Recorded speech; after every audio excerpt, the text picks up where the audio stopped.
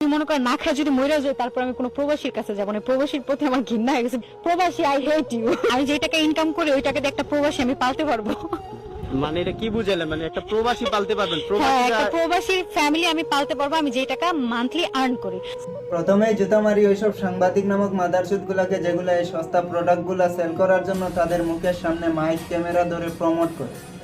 আর কি বলো মামনি, প্রবাসীদেরকে ঘৃণা করো?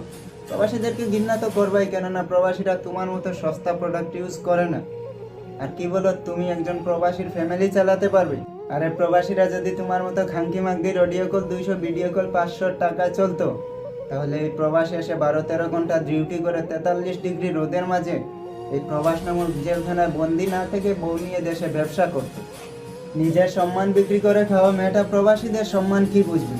যে নিজের ইজ্জতই মাজারের শিরনির মতো এখানে ওখানে বিলিয়ে দে, সে প্রবাসীদেরকে কি ইজ্জত দিবে?